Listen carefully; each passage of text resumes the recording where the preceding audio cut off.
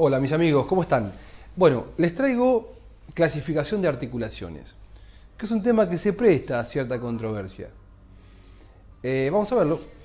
Definimos a una articulación como la unión de dos o más huesos entre sí y todos aquellos elementos que contribuyen a dicha unión. Es decir, todos aquellos elementos que hacen que esos huesos, dos o más, estén en contacto. Y las clasificamos en base a su movimiento.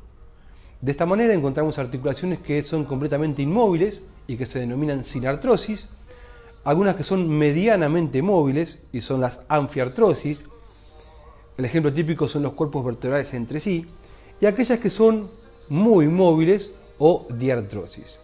Las sinartrosis se dividen en sincondrosis y sinfibrosis. Las sinfibrosis se denominan también suturas y son completamente inmóviles, y el ejemplo típico son las de los huesos del cráneo. Nosotros vamos a dedicarle todo este tiempo a las diartrosis. Entonces, decimos que las diartrosis son articulaciones móviles por excelencia. Articulaciones móviles por excelencia, que van a estar divididas en base a las características de sus superficies articulares. Una diartrosis, como tal, tiene características anatómicas que le son particulares. ¿Y cuáles son esas?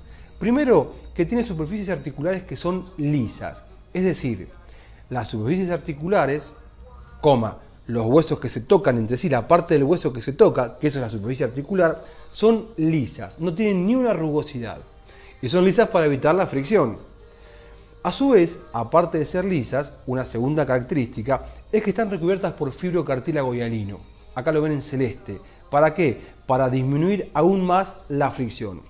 La fricción genera calor y el calor genera destrucción. ¿Sí? Todo lo que raspa duele, ya saben cómo es eso. Bueno, una tercera característica es que están cubiertas e impermeabilizadas, cerradas herméticamente por una cápsula articular. No sé si la palabra es impermeabilizada, pero bueno, están cerradas herméticamente por una cápsula articular que se va a insertar en los huesos que se articulan a milímetros de las superficies articulares.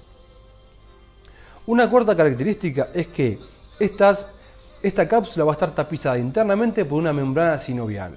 La membrana sinovial, que está representada por tejido conjuntivo, tapiza internamente la cápsula y el hueso hasta que llega al cartílago. No cubre el cartílago hialino, es decir, que no cubre las superficies articulares. Y una quinta característica es el líquido sinovial, un líquido oleoso, viscoso, aceitoso, que secretan las células de la membrana sinovial y que va a contribuir a la lubricación de la articulación.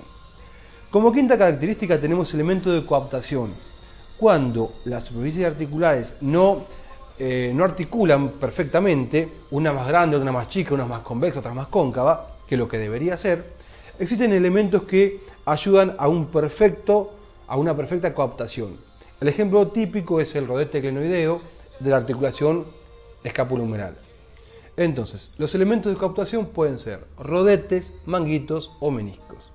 Los meniscos son elementos de tejido fibroso, fibrocartilaginoso, en forma de C o en forma de O, es decir, ovoideos, hay en la rodilla, hay en la articulación temporomandibular.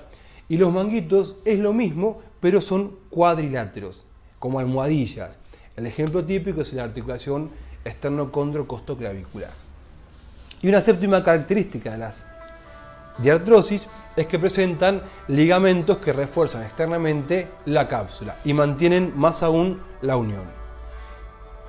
¿Cómo se dividen las diartrosis? Las diartrosis se dividen en base a las características anatómicas de las superficies articulares, es decir, en base a la forma que tienen las superficies articulares.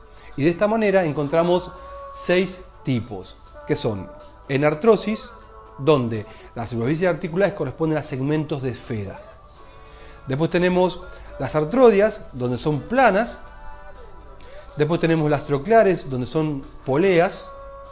Y vemos que las enartrosis tienen todos los movimientos, es decir, separación y aproximación, flexión y extensión, rotación interna y externa, y la unión de estos 6, que es la circunducción. No circuncisión, eso es otra cosa, circunducción. Las artrodias tienen solamente movimiento de deslizamiento, metí mal la Z. Y las troclares, flexo-extensión. Ejemplos de la xenartrosis, la escápula humeral. De las artrodias, acromio clavicular. Y de las trocleares, la húmero cubital. Después tenemos los tres grupos restantes, que son las trocoides, donde estas superficies articulares corresponden a segmentos de cilindro. Las encaje recíproco, donde una superficie articular va a ser cóncava y convexa en dos ejes y la otra la va a corresponder. Ejemplo típico de la silla de montar.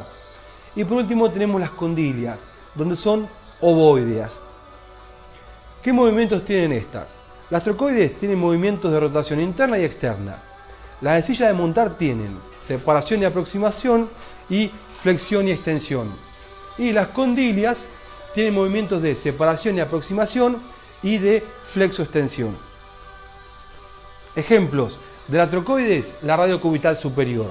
Del encaje recíproco, la trapecio metacarpiana. Y de la condilia, el ejemplo típico es la húmero radial.